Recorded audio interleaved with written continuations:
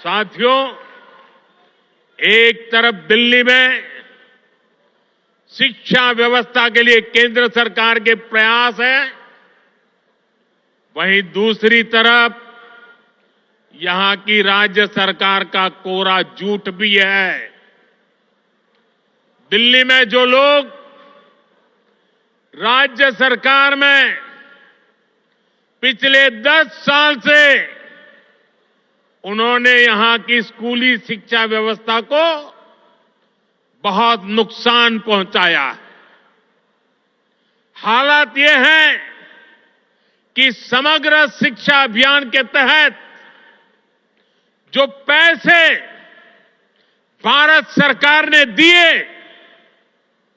ये दिल्ली में ऐसी सरकार बैठी है जिसको दिल्ली के बच्चों के भविष्य की परवाह नहीं है। जो पैसे शिक्षा के लिए भारत सरकार ने दिए,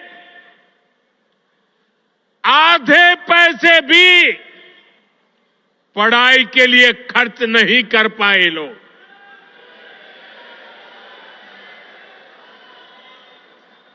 साथियों, ये देश की राजधानी है,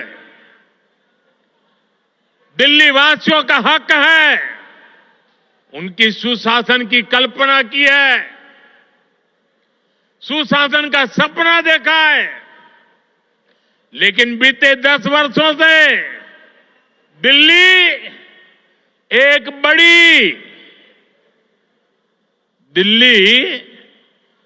एक बड़ी आपदा से घिरी है।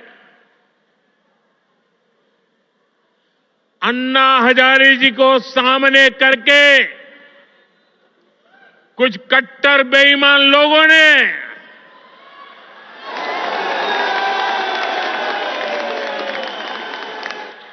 दिल्ली को आपदा में धकेल दिया। शराब के ठेकों में घोटाला, बच्चों के स्कूल में घोटाला, गरीबों के इलाज में घोटाला, प्रदूषण से लड़ने के नाम पर घोटाला, भर्तियों में घोटाला। ये लोग दिल्ली के विकास की बात करते थे, लेकिन ये लोग आपदा बनकर दिल्ली पर टूट पड़ी है। ये लोग खुलेआम भ्रष्टाचार करते हैं, फिर उसका महिमा मंडन भी करते हैं। एक तो चोरी, ऊपर से सीना चोरी। ये आपदा दिल्ली पर आई है और इसलिए दिल्ली वालों ने आपदा के विरुद्ध जंग छेड़ दी है। दिल्ली का वोटर दिल्ली को आपदा से मुक्त करने की ठान चुका है। दिल्ली का हर नागरिक कह रहा है, दिल्ली का हर बच्चा कह रहा है, दिल्ली की हर गली से आवाज आ रही है, आपदा को नहीं सहेंगे, बदल के रहेंगे। आपदा को नहीं सहेंगे, आपदा को नहीं सहेंगे, आपदा को नहीं सहेंगे, आपदा को नहीं सहेंगे। साथियों, दिल्ली देश की राजधानी है। बड़े खर्चे वाले बहुत से काम यहां जो होते हैं वो भारत सरकार, केंद्र सरकार के जिम्मे है। दिल्ली में ज्यादातर सड़कें, मेट्रो, बड़े बड़े अस्पताल, बड़े बड़े कॉलेज कैंपस, ये सब केंद्र सरकार ही बना रही है। लेकिन यहां की आपदा सरकार के पास जिस भी काम का दायित्व है, उस पर भी यहां ब्रेक लगी हुई है। दिल्ली को जिस आपदा ने घेर रखा है, उसके पास कोई विजन नहीं है। ये कैसी आपदा है? इसका एक और उदाहरण हमारी यमुना जी है। यमुना नदी, अभी मैं ये स्वाभिमान फ्लैट के लाभार्थियों से बात कर रहा था यहां आने से पहले, तो ज्यादातर वो इस उत्तरी क्षेत्र के रहने वाले थे। तो मैंने उनको पूछा छठ पूजा कैसी रही। उन्होंने कहा साहब, सर पे हाथ फोड़ के कह रहे थे, साहब यमुना जी का हाल इतना खराब हुआ, अब हम तो छठ पूजा क्या करें, इलाके में ऐसा छोटा मोटा करके हम मां की क्षमा मांग लेते हैं। हर दिल्ली वासी को यमुना जी का स्थिति, साथियों आज 10 साल बाद ये कह रहे हैं, और बेशर्मी देखो, लाज शर्म का नामो निशान नहीं। ये कैसी आपदा? ये कह रहे हैं यमुना की सफाई से वोट नहीं मिलते।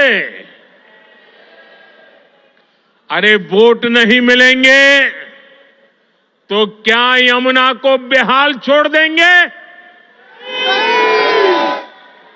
यमुना जी की सफाई नहीं होगी तो दिल्ली को पीने का पानी कैसे मिलेगा? इन लोगों की करतूतों की वजह से ही आज दिल्ली वालों को गंदा पानी मिलता है। इस आपदा ने दिल्ली वालों के जीवन को टैंकर माफिया के हवाले कर दिया है। ये आपदा वाले रहेंगे तो भविष्य में दिल्ली को और भी विकराल स्थिति की तरफ ले जाएंगे। साथियों, मेरा ये निरंतर प्रयास है कि देश के लिए जो भी अच्छी योजनाएं बन रही हैं, उनका लाभ मेरे दिल्ली के भाई बहनों को भी मिले। केंद्र की भाजपा सरकार की योजनाओं से गरीब और मध्यम वर्ग को सुविधाएं भी मिल रही हैं और पैसे भी बच रहे हैं। साथियों, केंद्र की भाजपा सरकार बिजली का बिल 0 कर रही है और इतना ही नहीं, बिजली से कमाई के अवसर भी दे रही है। पीएम सूर्य घर मुफ्त बिजली योजना से हर परिवार आज बिजली उत्पादक बन रहा है। भाजपा सरकार हर इच्छुक परिवार को 78,000 रुपीज, करीब 75-80 हजार रुपये एक परिवार को सोलर पैनल लगाने के लिए 75-80 हजार रुपये दे रही है।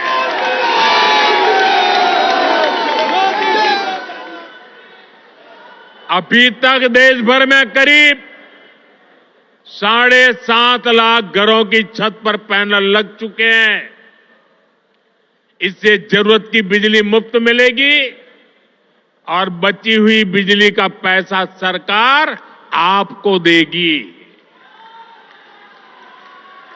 मैं दिल्ली के लोगों को विश्वास दिलाता हूं, दिल्ली में भाजपा का मुख्यमंत्री बनते ही प्रधानमंत्री सूर्य घर मुफ्त बिजली योजना और तेजी से लागू की जाएगी।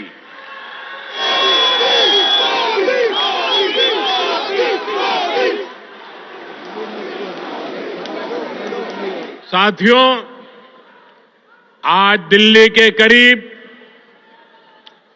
75 लाख जरूरतमंदों को भारत सरकार मुफ्त राशन दे रही है। एक देश एक ration card, one nation one ration card योजना ने दिल्ली के लोगों की बड़ी मदद की है। वरना कुछ साल पहले तक तो दिल्ली में राशन कार्ड बनाना तक मुश्किल था। पुराने अखबार निकाल के देखिए क्या क्या होता था। आपदा वाले तो राशन कार्ड बनाने में भी घूस लेते थे। आज घूसखोरी का रास्ता भी बंद हुआ है और राशन के खर्च में भी बचत हो रही है। साथियों, दिल्ली के गरीब हो, मध्यम वर्गीय परिवार हो, उनको सस्ती दवाएं मिले, इसके लिए करीब 500 जन औषधि केंद्र यहां दिल्ली में बनाए गए हैं। इन केंद्रों पर 80% से अधिक डिस्काउंट पर दवाएं उपलब्ध है। 100 रुपये की दवाई 15 रुपया 20 रुपये में मिलती है। इन सस्ती दवाओं से दिल्ली के लोगों को हर महीने हजारों रुपये की बचत हो रही है। साथियों, मैं तो दिल्ली वालों को मुफ्त इलाज की सुविधा देने वाली आयुष्मान योजना का भी लाभ देना चाहता हूं। लेकिन आपदा सरकार को दिल्ली वालों से बड़ी दुश्मनी है। वे पूरे देश में आयुष्मान योजना लागू है, लेकिन इस योजना को आपदा वाले यहां लागू नहीं होने दे रहे। इसका नुकसान दिल्ली वालों को उठाना पड़ रहा है। और सबसे बड़ी बात, हमारे दिल्ली के व्यापारी देश भर में जाते आते रहते हैं। दिल्ली के प्रोफेशनल देश भर में जाते आते रहते हैं। दिल्ली के नौजवान देश भर में जाते आते रहते हैं। घूमने फिरने जाते हैं। हिंदुस्तान के किसी कोने में गए और कुछ हो गया, अगर आयुष्मान कार्ड होगा तो कार्ड वहां पर भी आपकी ट्रीटमेंट की गारंटी बन जाएगा। लेकिन ये लाभ दिल्ली को नहीं मिल रहा है, क्योंकि दिल्ली की आपदा सरकार आपको आयुष्मान से जोड़ नहीं रही है। और इसलिए हिंदुस्तान में कहीं गए, कुछ हो गया, ये मोदी चाहते हुए भी आपकी सेवा नहीं कर पाता है, ये आपदा के पाप के कारण। साथियों, भाजपा सरकार 70 साल की आयु के ऊपर के बुजुर्गों को भी आयुष्मान योजना के दायरे में ले आई है। किसी भी परिवार का 70 साल से ऊपर का व्यक्ति अब उनके बच्चों को उसकी बीमारी की चिंता नहीं करनी पड़ेगी, ये आपका बेटा उनकी चिंता करेगा। लेकिन मुझे बड़े दुख के साथ कहना पड़ रहा है कि बेटा दिल्ली के बुजुर्गों की कितनी सेवा करना चाहे, लेकिन आपदा वालों ने दिल्ली के बुजुर्गों को उस सेवा से वंचित कर दिया है। फायदा नहीं ले पा रहे हैं। आपदा वालों का स्वार्थ, आपदा वालों की जीत, आपदा वालों का अहंकार आपके जीवन से वो ज्यादा बड़ा मानते हैं। साथियों, दिल्ली के लोगों के लिए भारत सरकार पूरी संवेदनशीलता से काम कर रही है। दिल्ली की अनेकों कॉलोनियों को रेगुलर करके भाजपा सरकार ने लाखों लोगों की चिंता दूर की है। लेकिन यहां की आपदा सरकार ने, यहां की राज्य सरकार ने उन्हें आपदा का शिकार बना डाला। केंद्र की भाजपा सरकार लोगों की मदद के लिए स्पेशल सिंगल विंडो कैंप चला रही है, लेकिन आपदा सरकार इन कॉलोनियों में पानी की, सीवर की सुविधाएं तक ठीक से नहीं दे रही है। इसके चलते लाखों दिल्ली वासियों को बहुत परेशानी हो रही है।